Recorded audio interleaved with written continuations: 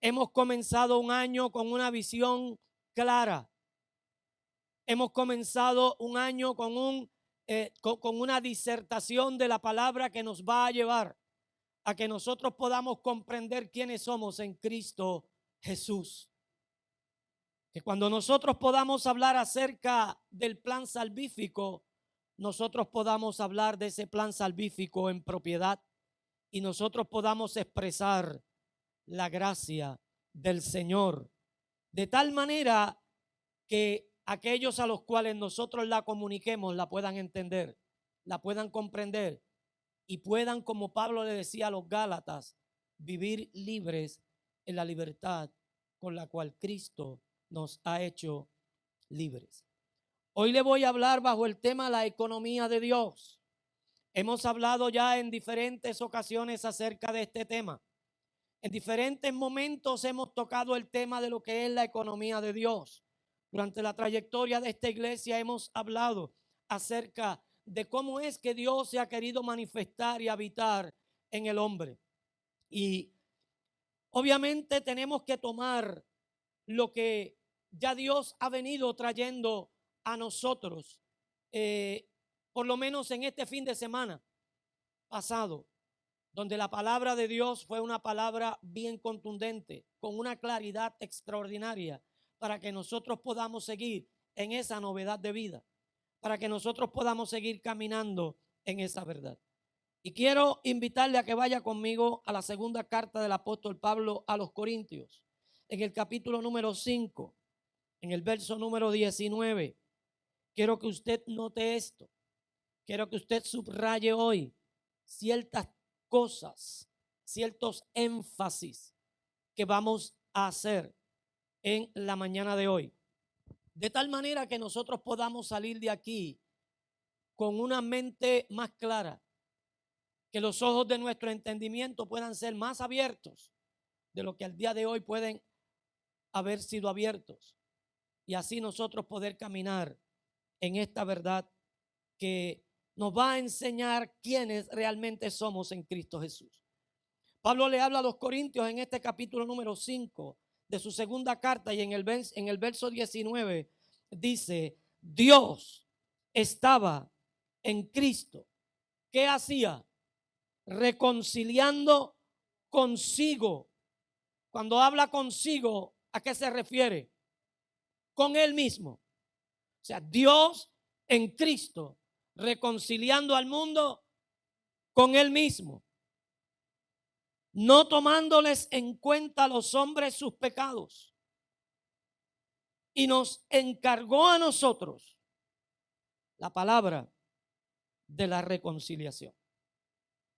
Cuando el apóstol Pablo habla aquí, el apóstol Pablo no solamente nos dice lo que Dios estaba haciendo, sino que también señala una encomienda que por causa de esa acción de Dios, de igual forma nos las da a nosotros.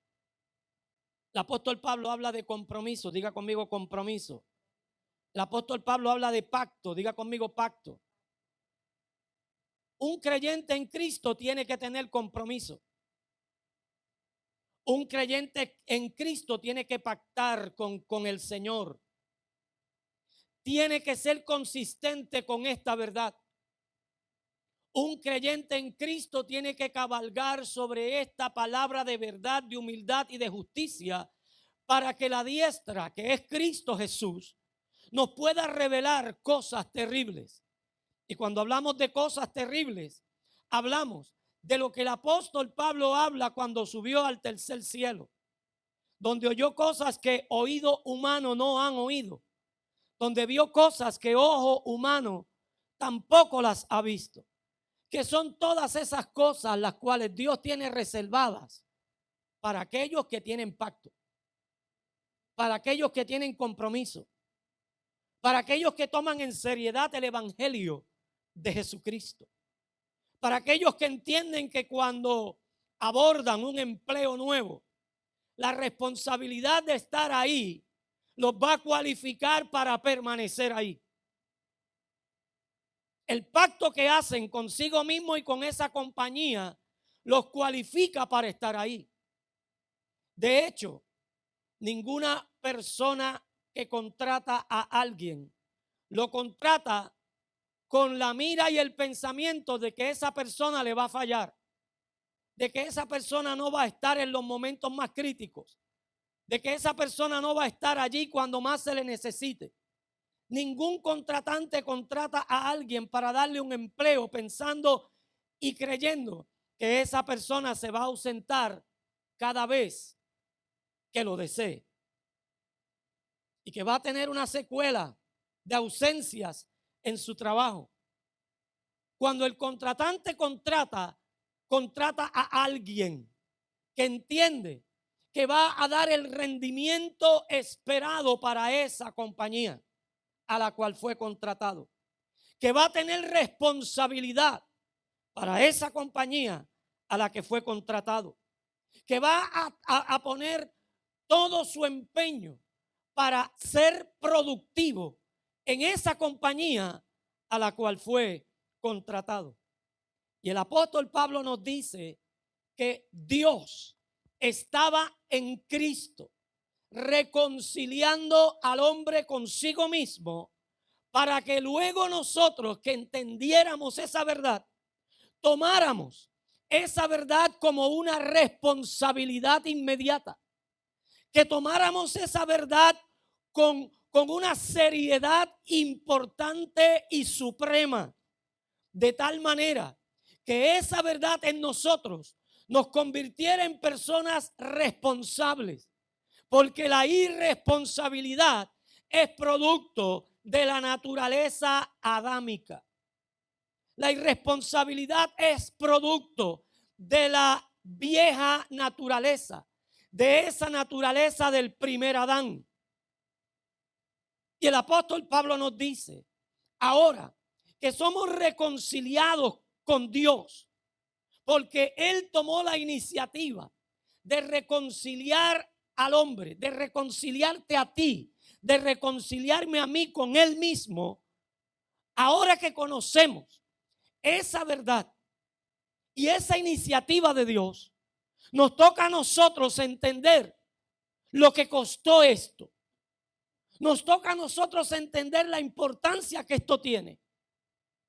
Y nos toca entender que Dios nos da a nosotros una comisión. Nos comisiona para que nosotros hablemos, llevemos, diseminemos este mensaje. Y tenemos que tomarlo con la seriedad de nuestra vida, porque esa es nuestra vida. Y tenemos que tomarlo con la seriedad del espíritu, porque esto es espíritu. Cuando Dios reconcilia al hombre con él, no establece una religión. Cuando Dios reconcilia al hombre con él, Él establece una novedad de vida. Él establece una vida nueva. Él establece una vida totalmente distinta y diferente. Una vida que nos va a llevar a que nosotros entendamos cuál es el plan y el propósito que Dios tiene a través de la historia del ser humano. Y siguiendo la línea de enseñanzas que recibimos en el fin de semana pasado, la forma en la cual Dios se da, la forma en la cual Dios se entrega, la forma en la cual Dios se suministra es para hacer morada en el hombre a través de su economía. O sea, Dios viene a hacer una morada permanente en nosotros. ¿Y cómo lo va a hacer? Con la economía de Dios. Todo este plan lo va a desarrollar con una economía. Ahora, ¿qué es economía? El diccionario Oxford lo define como ciencia que estudia los recursos, la creación de riquezas y la producción, la distribución y el consumo de bienes y servicios para satisfacer las necesidades del ser humano.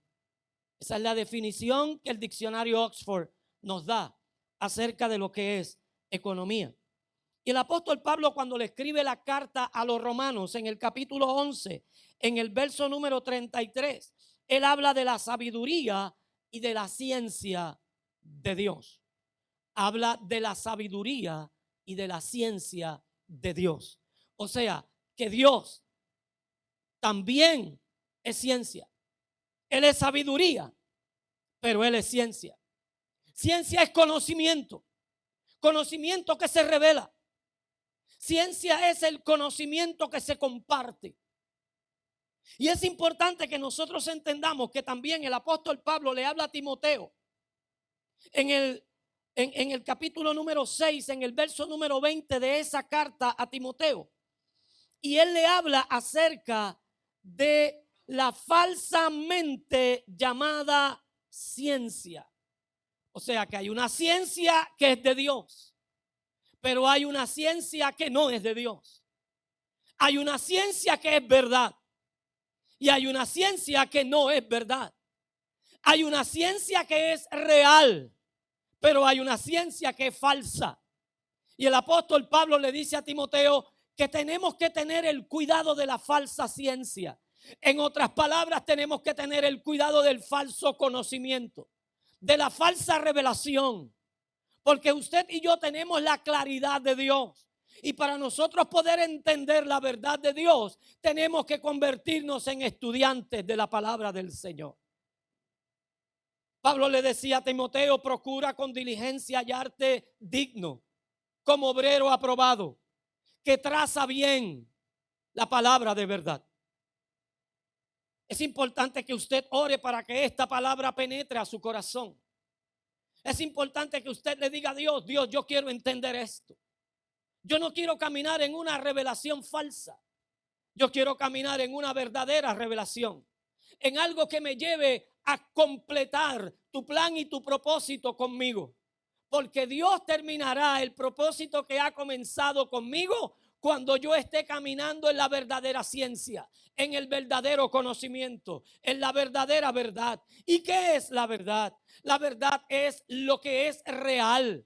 Y tú y yo tenemos que aprender a conocer lo que es real. Entonces, partiendo de ahí, tenemos que saber entonces qué es la economía de Dios. La economía de Dios es su plan de habitar dentro del hombre. O sea, Dios establece una economía.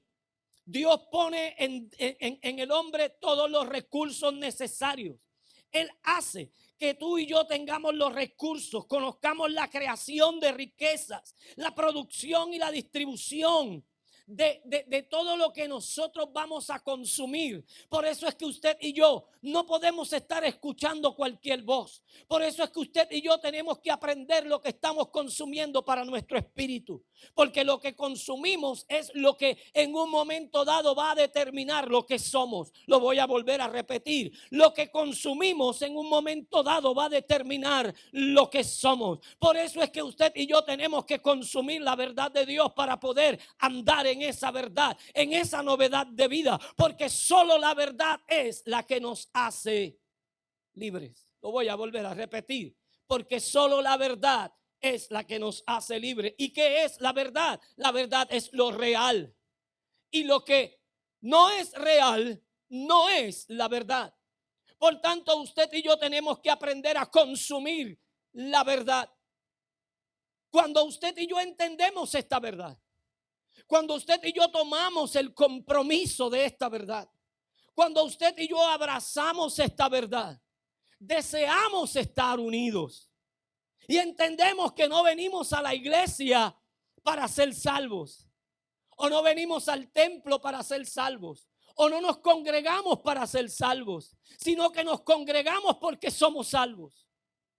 No adoramos para la salvación. Sino que adoramos porque ya Él nos ha comprado. Y entendemos cómo es este plan salvífico que Dios ha hecho a través de todo lo que es su economía. Él nos ha llamado colaboradores. Él nos ha llamado embajadores. Él nos ha llamado incluso mayordomos para que nosotros podamos diseminar el mensaje de la salvación a través de su plan salvífico. Pero ¿cómo diseminar el mensaje de la salvación a través de su plan salvífico si no conocemos con exactitud, si no conocemos con verdad cuál es ese plan salvífico? ¿De qué manera ese plan salvífico se desarrolla? ¿Cómo el Dios triuno comienza a manifestarse a través de la humanidad para venir a ser morada en el hombre? Porque Pablo habla acerca de un Dios que es inaccesible. ¿Y qué significa un Dios inaccesible? Bueno, si no es accesible, es inaccesible. Y él habita en una luz inaccesible. El hombre no tenía acceso a Dios. Y Dios tuvo que crear ese acceso. Es como si un abismo separara a un lugar de otro. Y para entonces poder conectar ese lugar del otro lugar, hay que crear algo para poder conectarlo. Un puente. Y Dios, viendo que no había ningún elemento que pudiera hacer al Dios inaccesible accesible al hombre, Él desarrolla una economía. Él desarrolla un plan.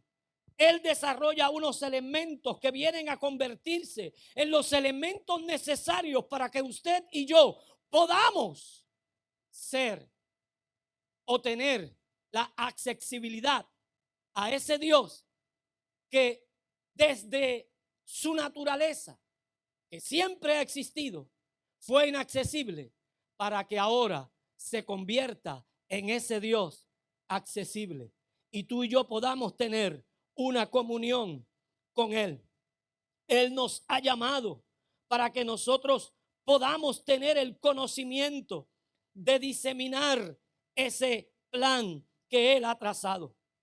Él nos ha revelado cuál es su sustancia, porque todo lo que se va a crear, todo lo que se va a manufacturar, necesita una materia prima.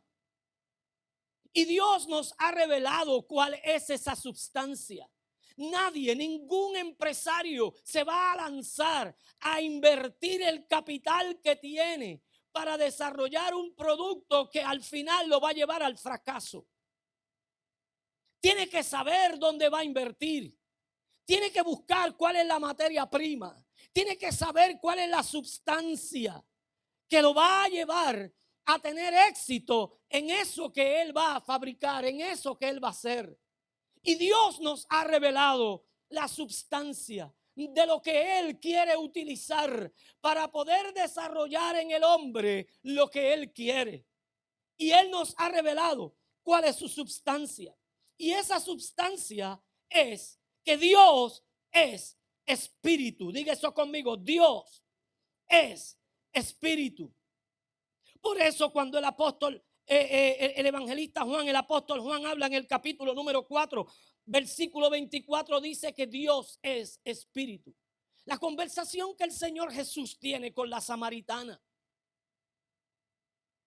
La samaritana le presta atención, pero dentro de lo que le presta la atención, ella viene con una información que no está completamente clara, que no es una completa verdad. Y si una verdad no está completa, ayúdeme, no es verdad. Si una verdad no está completa, no es verdad. Ella hablaba de adoración. Ella hablaba de la forma en la cual su pueblo adoraba y buscaba la presencia de Dios. Porque ¿cuántos saben que hombres y mujeres, especialmente acá en el occidente, aunque en el oriente el evangelio se está desarrollando a un paso vertiginoso, pero es acá en el occidente que nosotros damos el paso para querer de alguna forma buscar a Dios y adorar a Dios? Pero no necesariamente encontramos la forma correcta de adorarle. Porque si no le adoramos en la sustancia de lo que es Dios, la adoración que nosotros le damos a Dios es una adoración vana. Dios le dice a Isaías en un momento dado de la historia de Israel: dile a Israel que sus lunas nuevas, sus días de reposo, sus ofrendas y todo lo que hacen, ya a mí no me sirve. Harto estoy de toda esa religiosidad. Harto estoy de toda esa manifestación que parece adoración, pero no es adoración. Porque cuando tú y yo nos salimos de esa substancia, cuando tú y yo erramos al blanco, erramos a lo que realmente es, todo lo que hacemos, lo hacemos fuera de lo que es lo real y lo verdadero. Y Jesús le dijo a esta mujer que conversaba con él en este capítulo 4 de Juan: tales adoradores el Padre busca. Adoradores que le adoren en su esencia. ¿Y cuál es la esencia de Dios? Dígalo conmigo: espíritu. Por tanto, buscaba adoradores, busca adoradores y sigue buscando adoradores que le adoren en espíritu y en verdad. Y es solamente cuando nosotros entendemos esa sustancia, esa esencia, que nosotros podemos adorar como Él quiere que nosotros adoremos. Dios va a reproducir su esencia en el hombre caído. Por tanto, todo lo que Dios produzca debe ser espíritu. ¿O no entendemos que el apóstol Pablo nos dice que tenemos que caminar como? En el espíritu. Que tenemos que vivir como? En el espíritu. Para no satisfacer las obras de la carne. Cuando usted y yo no vivimos en el espíritu, vivimos en la carne. Y en la carne no podemos satisfacer la demanda del espíritu. Por tanto, el primer Adán se convirtió en un alma viviente. Pero según Primera de Corintios, en el capítulo 15, en el verso 45, dice Pablo que el segundo Adán vino a ser espíritu vivificante. No es lo mismo ser un alma viviente que un espíritu vivificante. Si yo no tengo la substancia de Dios, oiga bien esto, yo soy un alma viviente. Antes de yo conocer esta verdad, yo era un alma viviente. Antes de usted conocer esta verdad, usted era un alma viviente. El que no ha conocido esta verdad es un alma viviente, porque es lo que ha heredado del primer Adán. Pero cuando nosotros entendemos el misterio de Dios en Cristo, que Dios estaba en Cristo, reconciliando al mundo consigo mismo, reconciliándote a ti con Él, reconciliándome a mí con Él, entonces yo he entendido que ese segundo Adán, que es el Dios en Cristo, diga eso conmigo, el Dios en Cristo, ese segundo Adán, que es el Dios en Cristo, ahora ese Dios en Cristo, que es un espíritu vivificante, hace que tú y yo dejemos de ser almas vivientes para convertirnos en espíritus vivificantes. Y esto es una verdad. Ahora, ¿cómo Dios va a hacer esto? Lo va a hacer a través de su Trinidad. Lo va a hacer a través del Dios Padre. Lo va a hacer a través del Dios Hijo. Y lo va a hacer a través del Dios Espíritu Santo. ¿Tres dioses? No. Un solo Dios en tres divinas personas. Por tanto, usted y yo tenemos que comprender este misterio del Dios triuno. Y esa es la verdadera economía de Dios. La verdadera economía de Dios está fundada en la Trinidad. La verdadera economía está fundada en ese Dios triuno, en el Dios Padre, en el Dios Hijo y en el Dios Espíritu Santo. Y solo a través de la Trinidad pueden ser provistos los medios esenciales por los cuales su Espíritu será dispensado en nosotros, repartido en nosotros. Jesús se lo dijo a los discípulos y apóstoles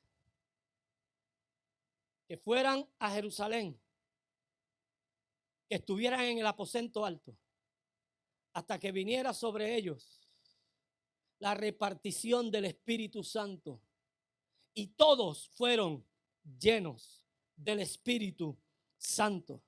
Por eso en segunda de Corintios, en esta segunda carta, en el capítulo 3, verso 14, el apóstol Pablo finaliza este capítulo 3 con la doxología y le dice que ahí le va a mostrar lo que son las etapas de la economía. Y le dice: la gracia del Señor Jesucristo. Preste atención. La gracia del Señor Jesucristo, el amor de Dios y la comunión del Espíritu Santo sean con todos vosotros. ¿Qué dice? La gracia. ¿De quién es la gracia? Del Hijo. ¿De quién es el amor? Del Padre. ¿Y de quién es la comunión? Del Espíritu Santo. ¿Tres elementos? No, un solo elemento. Un solo elemento. Son el mismo elemento en tres etapas distintas. Así como Dios es uno, en tres personas distinguibles, pero indivisibles. Ruego al Señor que usted entienda esto. Y usted tome este mensaje y continúe buscando que los ojos de su entendimiento puedan ser abiertos. Y de hecho, de aquí en adelante, todos los miércoles voy a seguir con esta línea de pensamiento enseñando. Así que yo le invito a que usted esté aquí porque vamos a enseñar. Vamos a estudiar la palabra del Señor. Yo le invito a que miércoles tras miércoles usted esté aquí porque vamos a hablar de esta verdad, de este plan, domingo y miércoles, hasta que esto se nos meta por las venas, por los ojos, por la nariz, por la boca, como el Señor hizo con las codornices, que le metió codorniz al pueblo de Israel por ojo, nariz y boca. Que usted y yo podamos entender, y esto es una expresión que Dios usó, que nosotros podamos entender, podamos convertirnos en fieles dominadores de esta verdad, de tal manera que cuando la vayamos a comunicar como es la verdad liberte. ¿Cuántos quieren su familia libertada? ¿Cuántos quieren la gente que ama libertada? ¿Cuántos quieren amigos, vecinos libertados? Solamente la verdad es la que liberta. Y tenemos que caminar en esta verdad, porque esta es la verdad que nos va a libertar.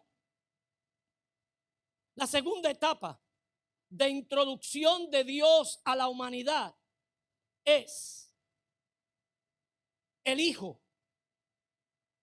Ya tuvimos la primera etapa, que Dios es ¿qué? La substancia es ¿qué? Espíritu. La segunda etapa en la cual Dios lleva a cabo es mediante el Hijo. El Hijo es la segunda persona de la Trinidad.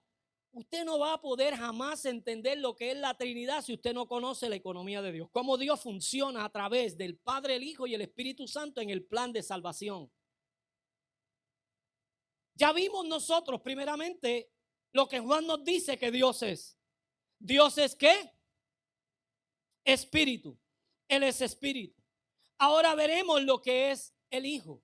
Vamos a ver la esencia, la sustancia de lo que es el Hijo. Y para nosotros poder entender quién o qué es el Hijo, tenemos que desarrollar o tenemos que discutir 7 elementos básicos que constituyen a Cristo.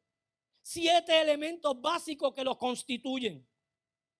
Cristo, el primer elemento es que Cristo es la divina forma corpórea de Dios. Es la divina manera, la divina forma de cuerpo de Dios. Es la divina esencia y la naturaleza de Dios. Vaya tomando nota.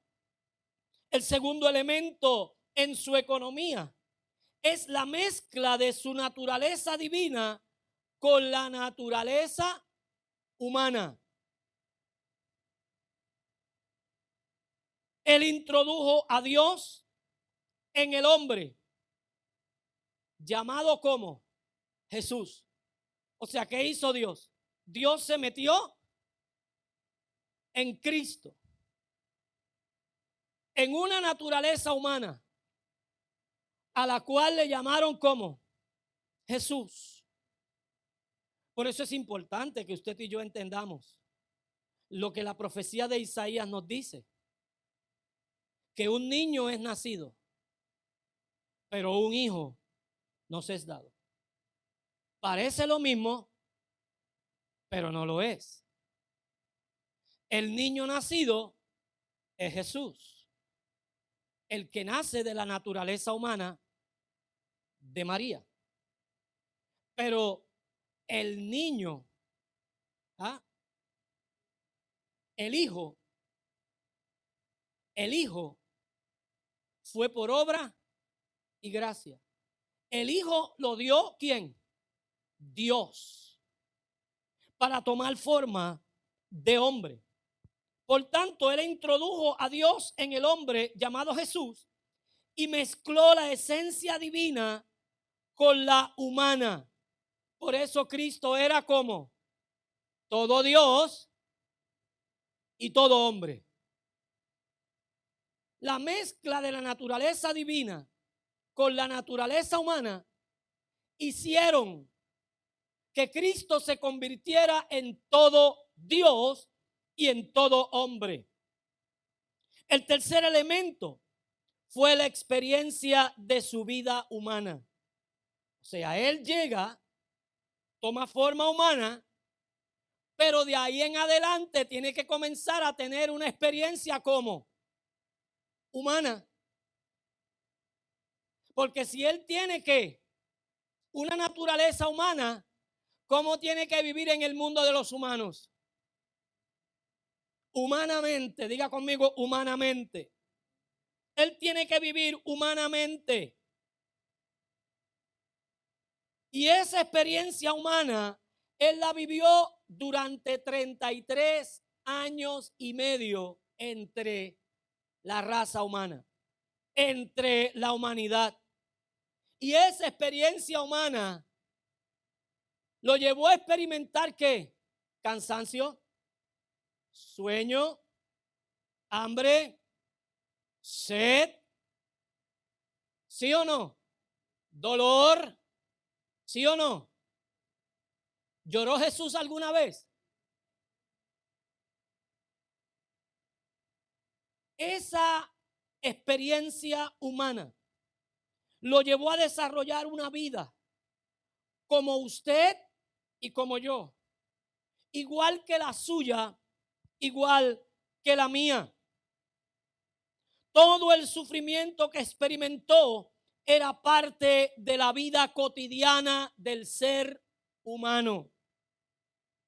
Por eso es que él se puede compadecer de ti, se puede compadecer de mí. Porque nadie puede saber lo que otro está experimentando hasta que no se pone en sus zapatos, ¿verdad que sí? ¿Y qué hizo Dios? A través de Cristo se puso en tus zapatos. Porque tú y yo no podíamos ponernos en los zapatos de Dios.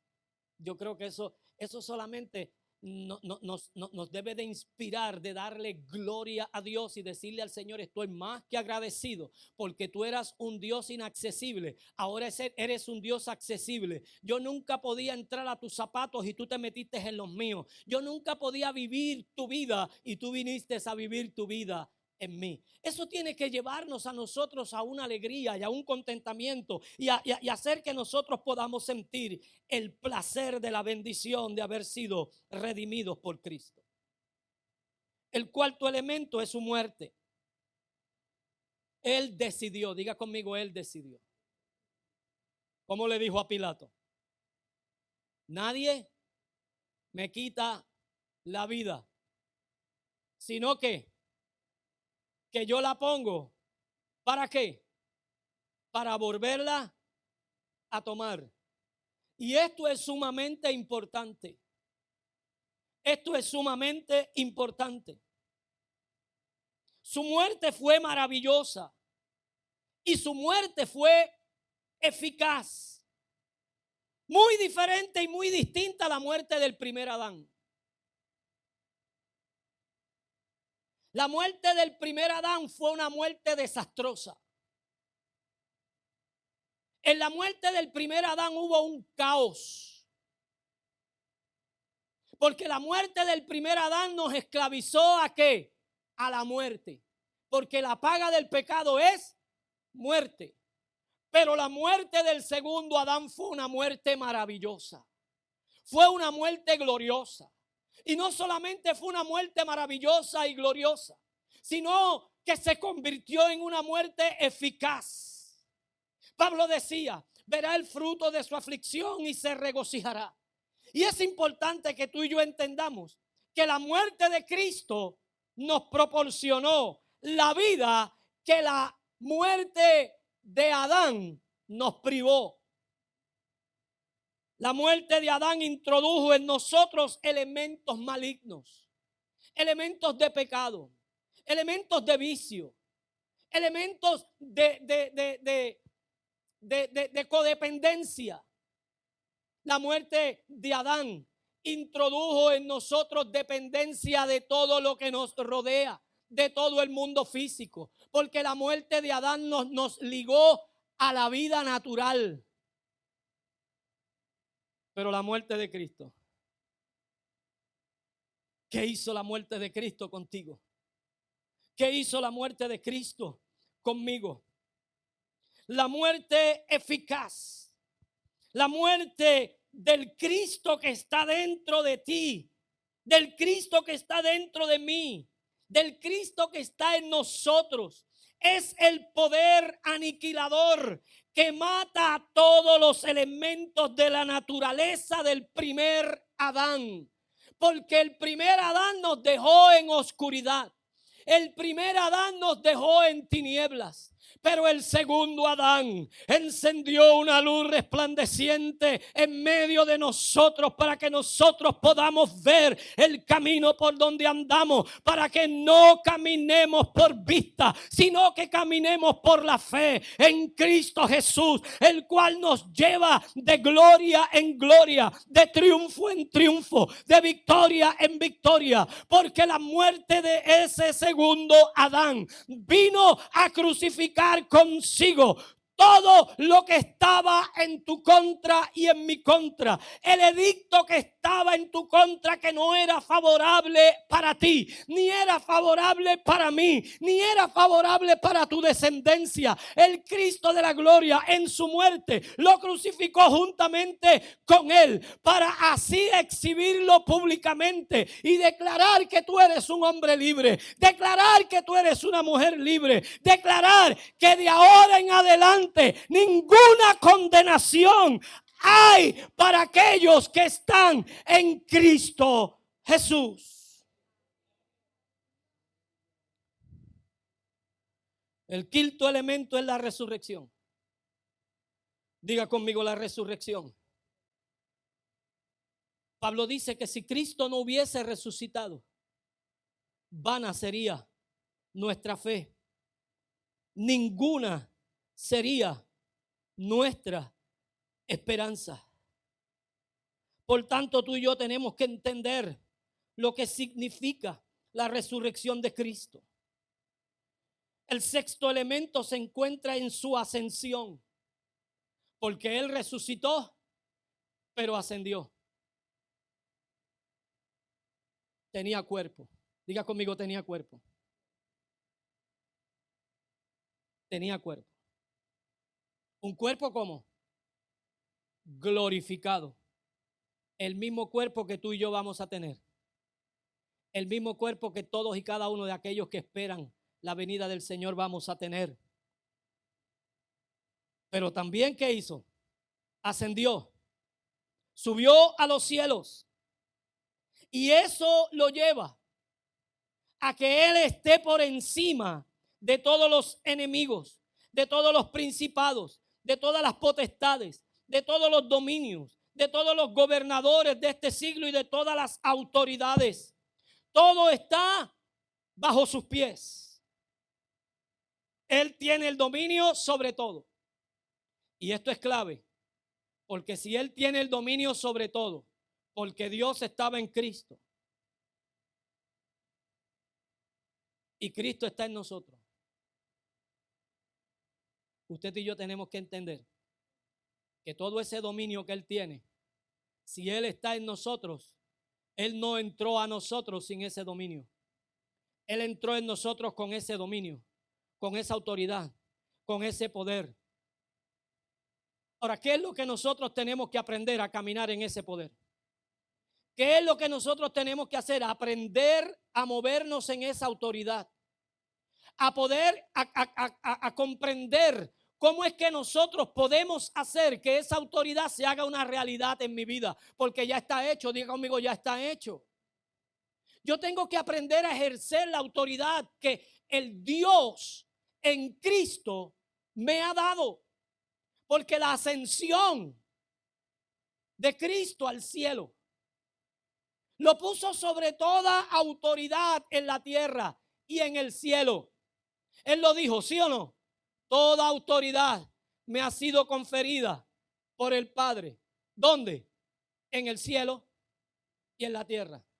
Por eso el coro dice, ni en el cielo, ni en la tierra, ni debajo de la tierra hay otro nombre como el de Jesús. Si usted y yo estamos en Cristo, y en verdad estamos en Cristo, usted y yo tenemos toda la autoridad. Pero entonces, si tenemos toda la autoridad, ¿por qué yo estoy continuamente luchando contra una carne? Estoy luchando contra tentaciones. Estoy luchando contra aquellas cosas que no me hacen ser consistente y presento inconsistencia en el servicio al Señor. Porque tienes que aprender a caminar en esa autoridad. Porque tienes que aprender a desarrollar ese poder en ti. Porque ya te has enterado. El apóstol Pablo decía, ¿qué diferencia un niño de un esclavo? ¿Ah? Que otro tiene que hacerle las cosas. Que el esclavo, al igual que el niño, tienen que obedecer ¿a quién? A alguien superior. Pero tú y yo tenemos que entender que ya no somos niños. Tenemos que entender que hemos crecido. Tenemos que entender que somos hijos. Y si hijos, herederos y coherederos con Cristo. Herederos y coherederos de esa autoridad, de ese poder y de ese dominio. Entonces yo tengo que pedirle al Señor que los ojos de mi entendimiento sean abiertos para yo poder caminar sobre esa verdad, para yo poder manifestar esa autoridad, para yo poder hacer entonces morir, porque la carne se mata, no se reprende. Pablo dice que tenemos que hacerla morir. ¿Y cómo la vamos a hacer morir? Con la vida de Cristo. No hay otra forma. Él decía, con Cristo estoy yo juntamente crucificado. Y ya no vivo yo, sino que ahora Cristo vive en mí. Y el séptimo elemento es su entronización. Cristo el hombre está entronizado en el tercer cielo como cabeza, exaltado sobre todo el universo, porque no hay otro nombre debajo del cielo que sea mayor que el de él, porque ante él se doblará que toda rodilla y toda lengua confesará que Cristo es el Señor. Él está en lugares celestiales como Rey de reyes y como Señor de señores.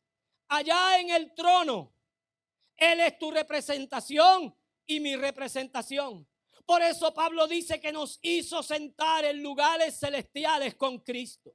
La naturaleza que Él adquirió, la humanidad que Él adquirió, la llevó consigo para sentarla allí. Y el apóstol que escribe la carta a los hebreos nos dice en el capítulo 4, en el verso 14 al 16, que tenemos un sumo sacerdote en el cielo que se llama como Cristo Jesús, Señor y Salvador nuestro. ¿Qué? Que se compadece de nosotros. ¿Por qué? Porque vivió la experiencia del humano, porque sufrió la experiencia del humano, porque tuvo todo lo que es la vida cotidiana del humano, y Él nos puede entender y nos puede comprender, y con Él allí el humano está sentado a la diestra del Padre.